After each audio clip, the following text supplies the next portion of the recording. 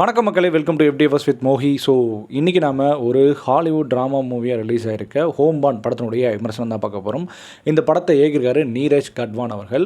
Actually இந்த படத்தினுடைய trailer கட்டி ரொம்ப பிடிச்சிருந்தது. மிக முக்கியமாக இந்த படத்தினுடைய ஒரு விளம்பரம் அப்படின்னு கேட்டிங்கன்னா, இந்த படம் வந்து அஃபிஷியலாக இந்த வருஷத்துக்கான ஆஸ்கருக்கு என்ட்ரி ஆயிருக்கு அப்படின்றதுனால தான். ஸோ இந்த படத்துக்கோட ரிவ்யூஸ் பார்த்திங்கன்னா நல்ல ரிவ்யூஸ்லாம் வந்து. ஸோ அதனால் நேற்று தான் இந்த படத்தை போய் பார்த்தேன். பட் படத்தை பார்த்ததுக்கப்புறம் ஆஹா இது விளவடா படம் அப்படின்ற மாதிரி இருந்தது. ஸோ இந்த படத்தினுடைய டீட்டெயில் ரிவ்யூக்கு போகிறதுக்கு முன்னாடி இந்த ரிவ்யூ ஆனது உங்களுக்கு பிடிச்சிருந்தா மறக்காமல் லைக் பண்ணுங்கள், கமெண்ட் பண்ணுங்கள், ஷேர் பண்ணுங்கள், சேனலில் சப்ஸ்கிரைப் பண்ண மாதிரிதாங்க. ஸோ வாங்க நம்ம ரிவ்யூக்கு போகலாம். படத்துடைய பேர் ஹோம்பாண்ட். இந்த படமானது இப்போ திரையரங்கில் ரிலீஸ் ஆகிருக்கு. இந்த படத்துடைய கதையை பொறுத்த வரைக்கும் 2 ஃபேமிலிஸ், 2 சைல்ட்ஹுட் ஃப்ரெண்ட்ஸ். அவங்க 2 பேரும் வந்து பார்த்திங்கன்னா அவங்க ஆசையே வந்து கனவே வந்து கண்டிப்பாக போலீஸ் ஆகணும் அப்படின்றது தான். ஸோ அதுக்காக அப்ளைலாம் பண்ணுறாங்க. அதில் ஒருத்தருக்கு வந்து கிடைச்சிட்டு ஒருத்தருக்கு கிடைக்காம ஏமாந்து போயிறாரு. ஸோ 2 பேருக்கும் வந்து கொஞ்சம் பிரிவினை வந்துடுது. ஒரு கட்டத்தில் சேர்ந்துடுறாங்க. ஆனால் அதுக்கப்புறம் வந்து லிட்ரலி அவங்களுடைய கனவை நோக்கி நகரும்போது ஒரு துயரமான ஒரு சம்பவம் நடக்குது. அது வந்து பேஸ்டான ஒரு ட்ரூ ஸ்டோரி கூட சொல்லலாம். அது நீங்கள் படம் பார்க்கும்போது தெரிஞ்சுப்பீங்க. ஸோ அந்த துயர சம்பவத்துக்கு அப்புறம் அவங்களோட வாழ்க்கை எப்படி போச்சு அப்படின்ற கதையை நோக்கி தான் இந்த படமானது நகரப்படுது. இந்த படத்தினுடைய பாசிட்டிவ் அண்ட் நெகட்டிவ் பொறுத்த வரைக்கும் இந்த படத்தில் காட்டப்பட்ட அந்த ஃபேமிலிஸே ஃபஸ்ட்டு பாசிட்டிவாக சொல்லலாம். ஏன்னா ஒரு ஃபேமிலி வந்து பார்த்திங்கன்னா ஹிந்து, ஒரு ஃபேமிலி வந்து பார்த்திங்கன்னா முஸ்லீம். ஸோ அவங்களுடைய இணைக்கிறது அப்படின்னு கேட்டிங்கன்னா 2 பேர் வீட்லேயும் ஒரு ஃபோட்டோ இருக்கும். அது வந்து அம்பேத்கர். அங்கேயே படம் வந்து சூப்பராக போச்சு அப்படின்ற மாதிரி ஒரு ஃபீல் இருந்தது. ஏன்னா அந்த ஒரு ஃபோட்டோ வச்சு இந்த படத்தில் சொல்லப்பட்ட கதையே இருக்குது பார்த்திங்களா, இன்றைக்கி ரொம்ப மெருகேற்றிருச்சு. மிக முக்கியமாக வந்து அவங்க 2 பேரும் ரொம்ப இயல்பாக இருக்காங்க. இப்போ நடக்கிற அரசாங்கம், இப்போ நடத்துகிற அந்த அரசு, மக்களுடைய பார்வை, ஒரு சிலர் மக்களுடைய பார்வை, அதுக்கு எல்லாமே முற்றுப்புள்ளி வைக்கிற மாதிரி இந்த படம் அமைஞ்சது. அதுக்கே இந்த படத்துக்கு ஒரு பெரிய ஹேட்ஸ் ஆஃப் சொல்லிக்கலாம்.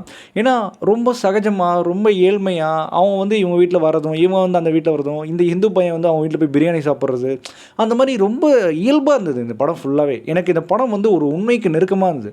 அதுவும் சின்ன வயசுலேருந்து க்ளோஸ் ஃப்ரெண்ட்ஸ் அவங்க. அந்த க்ளோஸ் ஃப்ரெண்ட்ஸ் அந்த ஃபீலை வந்து இந்த திரையில் காமிச்சிருந்தாங்க அவங்க 2 பேரும்.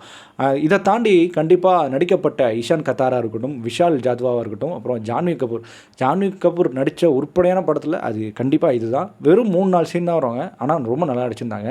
அதை தாண்டி எங்கள் ஃபேமிலி மெம்பர்ஸாக, அதாவது இந்த ஹிந்து ஃபேமிலி அப்புறம் முஸ்லீம் ஃபேமிலி நடிச்சிருந்த ஃபேமிலிஸ் எல்லாமே ரொம்ப இயல்பாக, ரொம்ப கேஷுவலாக இருந்தாங்க இந்த படம் ஃபுல்லாகவே.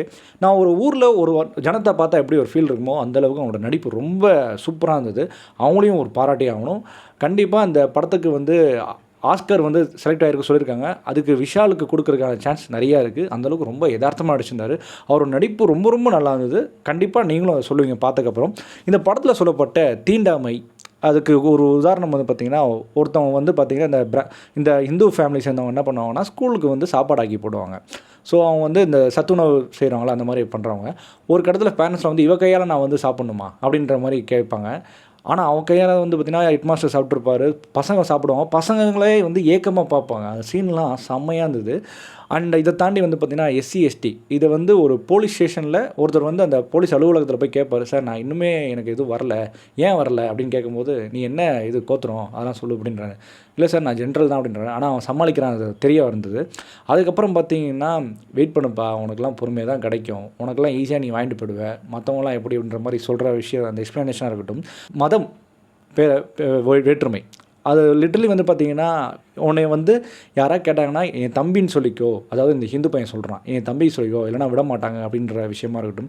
ஸோ நம்ம நாட்டில் என்னென்ன பிரச்சனை போகுது, நம்ம நாட்டில் என்னென்ன பிரச்சனையை சால்வ் பண்ணணும், நம்ம நாட்டில் இருக்கிற பிரச்சனையை எப்படி ஒரு விஷயத்தில் கொண்டு வரணுன்றத இந்த படத்தை விட எனக்கு தெரிஞ்சு ஒரு சமுதாய கருத்தாக வேறு யாரும் சொல்லியிருக்க முடியாது. ரொம்ப இயல்பாக சொல்லிட்டு போயிட்டாங்க.